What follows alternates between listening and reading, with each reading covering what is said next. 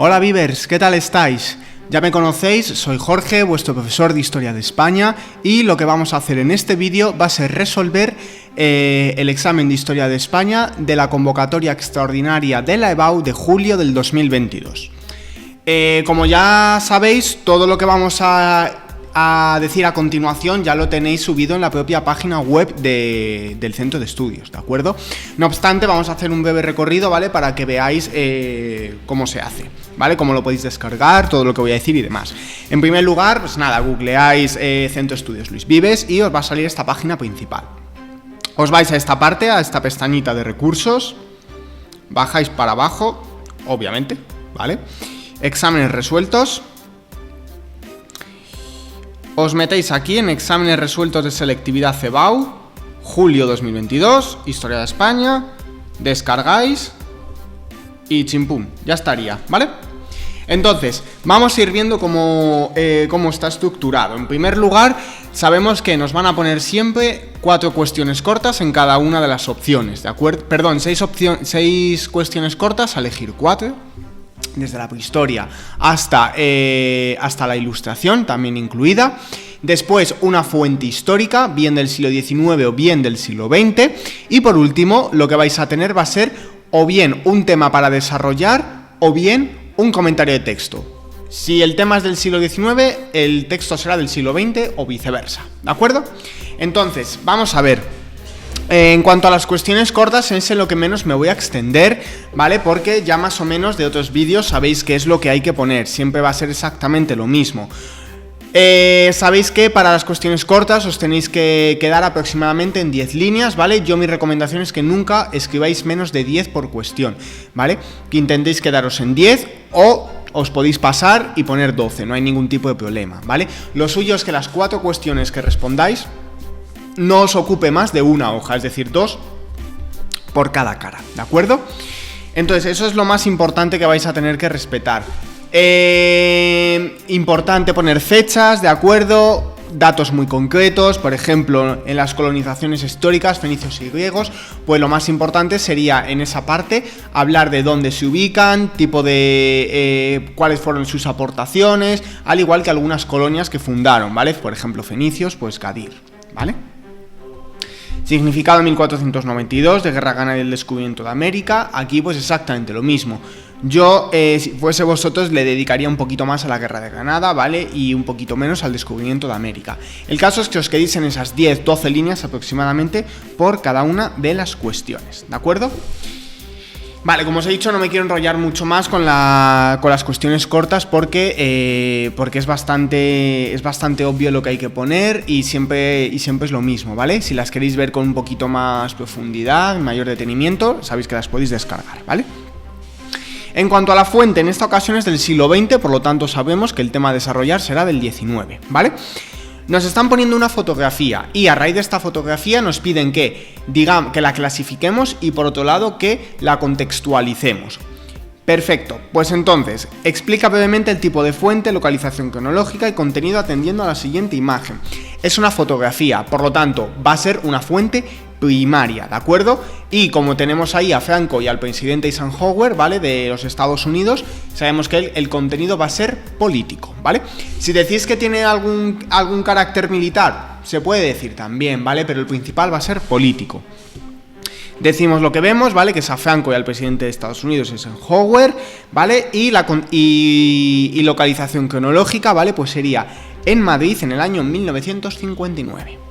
Ahora nos dice, relaciona la imagen con el contexto internacional del franquismo, el reconocimiento exterior. Vale, aquí es importante decir lo siguiente, y es que las aproximadamente 15 líneas que se nos piden, que pueden ser 20 perfectamente, ¿vale? No pasa nada, pero nunca más de 20. Y nunca menos de 15. Lo más importante aquí, bajo mi punto de vista, es intentar destacar un poquito por encima del resto. ¿Cómo lo haríamos? Pues no vamos a ponernos a hablar directamente del reconocimiento exterior, porque si no nos vamos a quedar cortos. Vamos a hacer unos antecedentes, ¿vale? Estos antecedentes que yo os he hecho, ¿vale? Los ubico directamente después de la Guerra Civil, tras la Segunda Guerra Mundial, ¿vale? Que como consecuencia de esa ayuda que prestó Franco a las potencias del eje, es decir, a Hitler y a Mussolini, Alemania e Italia respectivamente, Lo que sucede es que es condenada internacionalmente a ese aislamiento exterior, retirada de embajadas, etcétera, etcétera. Y se establece la autarquía económica. Una vez que tenemos eso, ya vamos a hablar del reconocimiento exterior, ¿vale? Importante hacer una contextualización de que este reconocimiento se va a ubicar en la propia Guerra Fría, en los comienzos de la Guerra Fría, que por la posición geoestratégica de España se llega a ese acuerdo entre Franco e Eisenhower, ¿vale? Por el cual Franco permitiría que se establecieran una serie de bases militares en España, ¿vale? Como la de Torrejón de Ardoz o como la de Rota, a cambio de esos créditos financieros. Y a partir de ahí, además del acuerdo con el Vaticano, ¿vale? Que eso simplemente se nombraría, España empieza a ser reconocida exteriormente y ante organismos internacionales como el FMI, ¿vale? El Fondo Monetario Internacional, la ONU, la UNESCO, etc. En cuanto al tema, sabemos que tenemos aproximadamente 50 líneas, ¿vale? Entonces, ¿aquí qué pasa? Si me quedo en 47, 45 líneas, no pasa absolutamente nada, ¿vale? Lo importante es, en un tema de desarrollo, si te piden 50 líneas como mucho, pues, o sea, aproximadamente, pues no que te quedes en 35, porque eso es muy poquito, ni que tampoco te coloques en 70, ¿vale? Entonces, el tema a desarrollar es el reinado de Isabel II, Primera Guerra Carlista, evolución política, partidos y conflictos, Estatuto Real de 1834 y Constituciones del 37 y 45. Es una cuestión muy larga y que vamos a cumplir esas 50 líneas seguramente. Entonces, aquí lo más importante es lo siguiente y es hacerlo en orden. Es lo más importante, ¿vale? Hacerlo tal y como nos lo están pidiendo en orden. Entonces, lo primero de todo, hacemos una breve contextualización de cómo es el inicio de esas guerras carlistas, de la Primera Guerra Carlista. Y por otro lado ya nos metemos en el ideario carlista, que es lo que defienden, zonas, etcétera, y la propia Primera Guerra Carlista. Aquí yo, si fuese vosotros, lo dejaría un poquito abierto, ¿vale? Diciendo que esta Primera Guerra Carlista en sí terminó con el Convenio de Vergara, pero que no lo solucionaría el conflicto, porque después acabaría habiendo otras dos guerras carlistas. ¿De acuerdo? Después, ya nos vamos a meter en la evolución política, partidos y conflictos. Primero, hacéis como una introducción en la que digáis cuáles son los partidos principales, ¿vale? Partido Moderado de Narváez, Progresista de Espartero, Liberal de O'Donnell y el Partido Demócrata. Y luego ya os metéis a la evolución política. Fijaos que dice el reinado de Isabel II desde 1833. Por tanto, tenemos que hablar de las dos regencias, ¿de acuerdo? Es importante hablar de las dos regencias, tanto la de su madre María Cristina, hablando de los diferentes gobiernos, esa alternancia entre moderados, alternancia no pacífica entre moderados y progresistas, ¿vale? Con los pronunciamientos militares de la Granja, por ejemplo.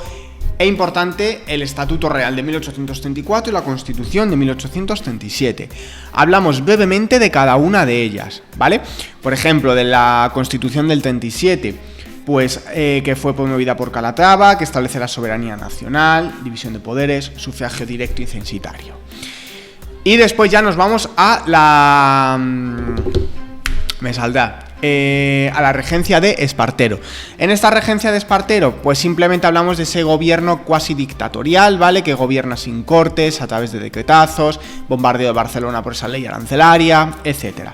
Y por último, ya terminamos, ¿vale? Diciendo que en 1843 se adelanta esa mayoría de edad de Isabel II, sube ya al gobierno de forma efectiva y lo va a hacer acompañada de los moderados.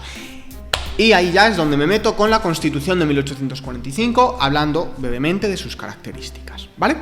Y termino diciendo que hasta 1868... los pronunciamientos militares, tanto moderados como progresistas, desestabilizaron enormemente al país, además de la situación de crisis económica, social y agraria que desemboca en el final del reinado de Isabel II y el comienzo del sexenio democrático, ¿vale? Para hacerlo un poquito más completo. En cuanto a la opción B, vamos a tener también 6 preguntas cortas, ¿vale? A elegir 4, como veis: el reino visigodo, origen y organización política, Al-Ándalus, conquista musulmana, etcétera, etcétera. Va a seguir exactamente las mismas normas que lo anterior, ¿de acuerdo? Entonces, aquí la fuente que nos ha caído es del siglo XIX, ¿vale? Revolución demográfica. Sí que debo decir que es un poquito más rebuscada. ¿Con esto quiere decir que es muy difícil que entrara? No. Forma parte del temario, sí que puede entrar, pero no es de lo que más suelen hacer, ¿vale? Entonces, explique brevemente el tipo de fuente, localización cronológica y contenido. Pues es una fuente secundaria, ¿de acuerdo? Ya que es un gráfico, no es del propio momento, es un gráfico, así que es secundaria y con carácter demográfico. Puede verse la población española durante el siglo XVIII y la explosión demográfica que sufre el país a lo largo del XIX, especialmente a partir de la segunda mitad, ¿de acuerdo? Principalmente por la mecanización del campo y la mejora de algunos aspectos higiénicos, sanitarios y alimenticios. Vale, y ahora nos dice que la relacionemos con la revolución demográfica del siglo XIX. Vale, aquí es importante que hagamos una mención de... porque al fin y al cabo nos están poniendo aquí buena parte de la tabla del siglo XVIII, ¿vale? Entonces es importante que hagamos mención a ese régimen demográfico antiguo, porque se caracterizaba altas tasas de natalidad y de mortalidad y crecimiento demográfico, crecimiento natural positivo, pero muy leve. Entonces luego ya hablamos de que a raíz de esa mecanización del campo se mejora la dieta, hay mayores productos, hay mejoras también no solamente alimenticias, sino también higiénico-sanitarias, ¿vale? Y que esto va a promover esa revolución demográfica, ese, digamos, entre comillas, baby boom del siglo XIX, ¿de acuerdo? Bien, y por último, en el análisis del texto, aquí ya, este es del siglo XX, ¿de acuerdo? Y corresponde al último discurso de Franco, el 1 de octubre del 75, en el palco del en uno de los... desde el balcón, que no me salía, del Palacio Real, ¿vale? Su último discurso, la última vez que se le vio en público. Resumir con brevedad el contenido del texto será la primera pregunta, ¿vale? En el que lo tendremos que resumir en 3-4 líneas, no hace falta tampoco extenderse mucho más. Aquí es donde ya vamos a entrar un poquito más en materia, cuando nos dice que señalemos y expliquemos las ideas fundamentales del texto.